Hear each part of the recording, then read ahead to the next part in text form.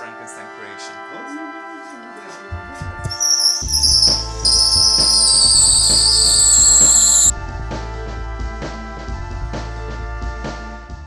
Alright, welcome guys to a special video today in AutoFun. Today we're not working on a car, we're working on another form of transportation with basically a bicycle. I love anything that has wheels, anything that has, components, gears and turns. I mean, just as a car is cool, bicycles are really cool. And one of the cool things that's going on with bicycles now is that people are outfitting them with batteries and motors. So this guy right here is gonna try to attempt to do that today. Yes, yeah.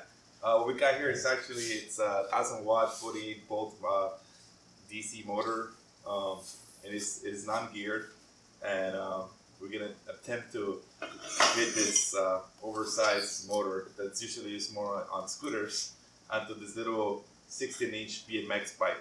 Something fun just to be able to ride around town, mostly like campus type of setting. This is the battery. Most of this stuff was purchased from eBay. The motor itself is actually like China, and the battery is here like US. So what's the idea? You're gonna mount the battery somewhere here? So originally, like when I got the battery and stuff, I want to keep most of the weight in the front of the bike because it's already heavy in the rear, so it's really easy to find yourself doing that spontaneous wheelie. And I knew the motor was gonna help with that, so I was gonna offset the weight, a little weight, which is this is a 10-pound motor already. The battery itself, I was kind of hoping I could have it somewhere in the rear, but it's larger than anticipated. But it's good because I can actually mount it right around the frame, and I have to be able to remove this battery too to recharge it. So there's a little bit of room that we need to leave to be able to disengage it. So you can see it's already tight, but I think it's totally doable. I got some brackets.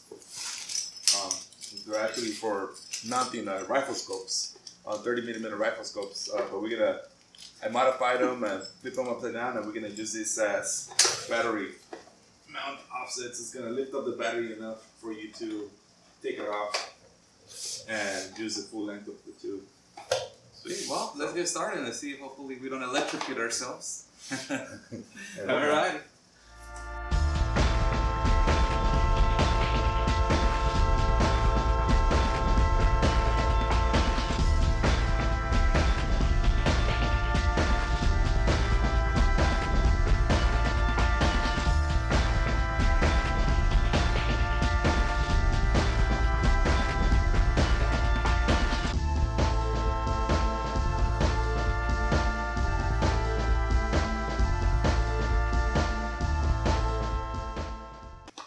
So the systems are really simple. It's just your motor, your battery source, and your motor controller, which does all the thinking for you. And then the different accessories hook up to that controller, such as your type of throttle. This has like a twist motorcycle-like throttle. Or that's cool. You could have a push button, like on and off throttle. There's also where your like gauge would install as well, with like your speedometer and like battery information and all that stuff. So it's really...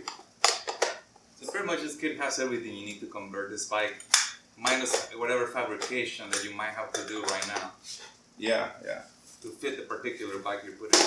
Yeah, except the kits don't really come with batteries. You have to buy the batteries on your own. Because there's also that battery didn't come Yeah, no, there's different brands and stuff, and they kind of leave it up to you. Well, and also capacity, right? You can buy that in smaller sizes, bigger sizes. Yeah. And what's the range with this battery? What do you expect to get out of there? I have not done the math, so I don't know. Now, you also said that this has regenerative braking? It does have regenerative braking. More like coasting, right? Since you're not... Or it actually interfaces with the brakes over the bike. No, you can use like the motor as a brake. As a brake. And it will recharge the battery. That's really cool. Now, if this works, you eventually want to do a full-size bike? No.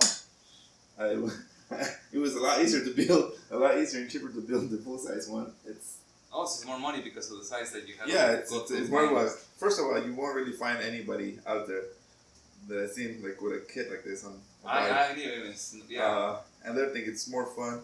And the best part about this, I can fit this in my trunk of my little Oh, sedan. yeah, that's true. Yeah, and then you can just drive off in your bicycle. Yeah, and I didn't want to have to like deal with taking the wheel off or anything. I could just literally put this in my trunk. And that's mainly what I'm going for, having a little bike that I can carry in the trunk of my car.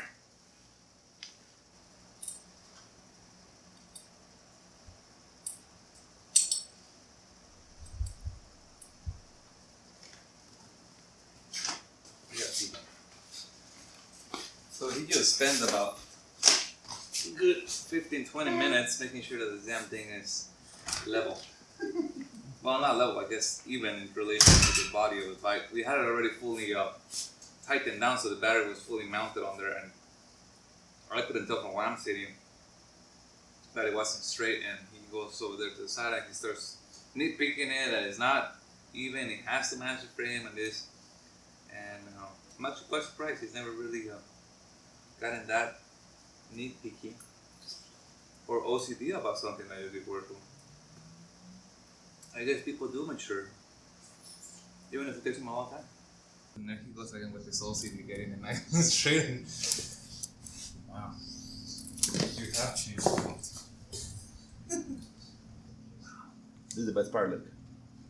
Right here, let me show you the best part. Plastics on. Oh yeah, that's so satisfying when you get that plastic, that clear film off. Oh, I can't even get it off though.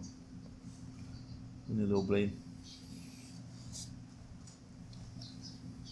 Now those parts are displaying it. This finesse. Oh, here it goes. Oh, look at that. I'm actually very happy with this for now. That looks actually pretty legit. All right? Yeah, I mean, it kind of, that's aluminum. I think this is officially a wrap now, man. Let's see. I think you're ready to fire it up. Moment of truth. Does it start smoking when you turn it on? Let's see. Oh, it's backlit too.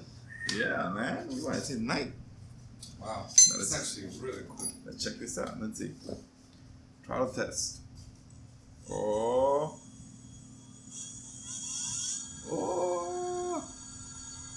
41.6 kilometers with no load. Brake. I thought you were going to say, how many gigawatts? 1.21 gigawatts. Oh, it tells you the range?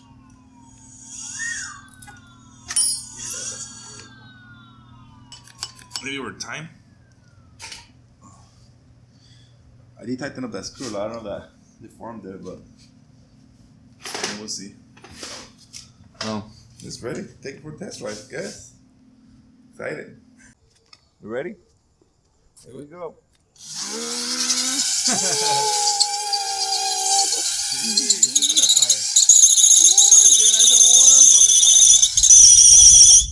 Yeah.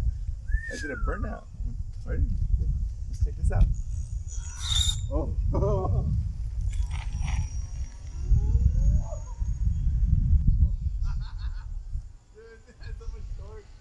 Yeah? Look at him. He's just hauling. He's hauling everything. 33 kilometers with load. She's good.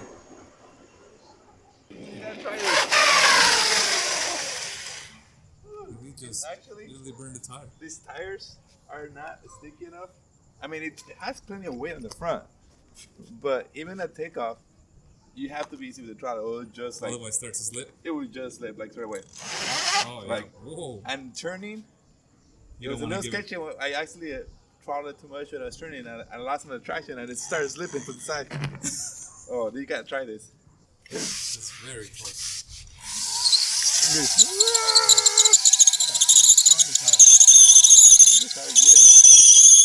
It's supposed to impress fresh new rubber. Yeah, make sure it's ready for you, grippy. The donuts? You get the donuts?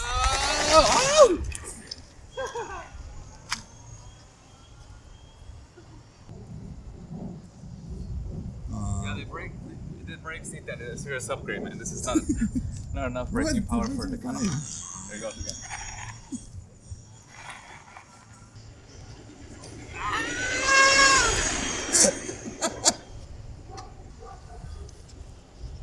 Do a burnout. It's me with the brakes on the max. Do a burnout on the driver. Do a burnout on the driver. Over here, over here. This thing is nuts. Look at this. When I use Watch. the pedal. Do a burnout right there. Do a burnout. Do a burnout. You have to hold the brake though.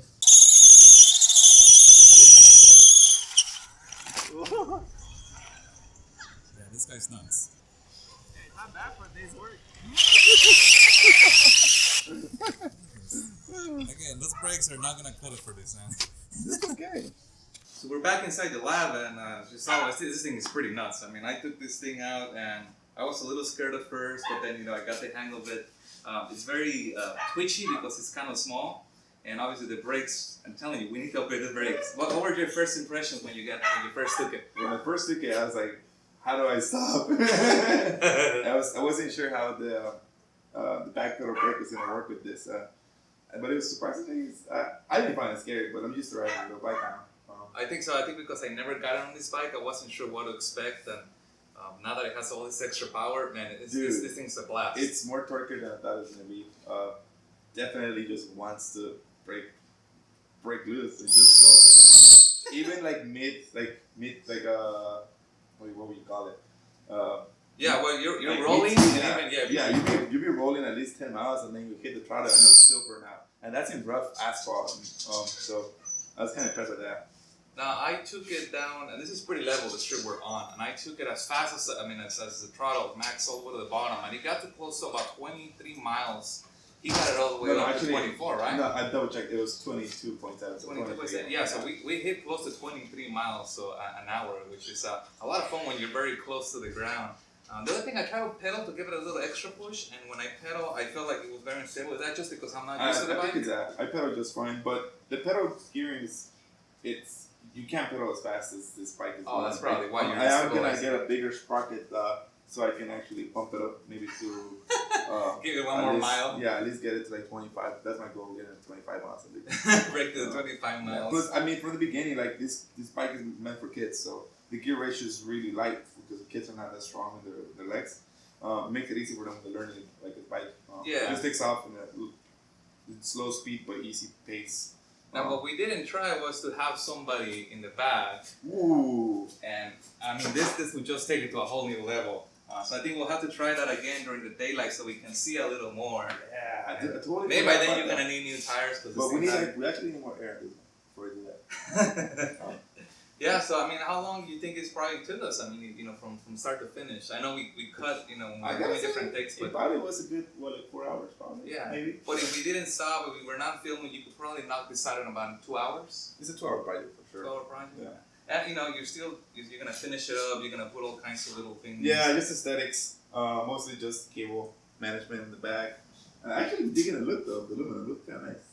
Captain table. Yeah, and I told him this is reminds me of the Time Machine. I mean, you have that dangerous look of exposed wires, crazy scientists that made it in the garage. I mean, we literally made this in the garage, so I think this is definitely something. If you're curious about an electric bike, definitely buy one of these kits. I mean, I would like to actually have one of these damn things. Yeah. But and it's maybe a little bit out of my price range. No, it's actually quite affordable as we were talking, and I don't know if we got this In on comparison camera, to e-bikes, e-bikes, right? it's really affordable. It's a lot of fun, and it's about half the price of a e-wheel. I mean, one that you can buy already. yeah, exactly, yeah. And I think it was kind of fun putting it together, so I think that's Yeah. exciting. That all of a sudden you got all this There's a extra lot of power. ones you buy, they won't come with a battery that's this good and lasts you as long. Yeah, that's That's true. usually where they cut the cost. And you got to pick the motor sped, you got to pick the battery, so that's another advantage of building your own bike. Well, that's it, guys. I hope you guys enjoyed this episode. If you like this video, hit like, subscribe, and then we'll see you on the next one. Hopefully we'll have this baby again, and we'll upgrade it, we'll go faster. Yeah. And then we'll take 2. See you guys.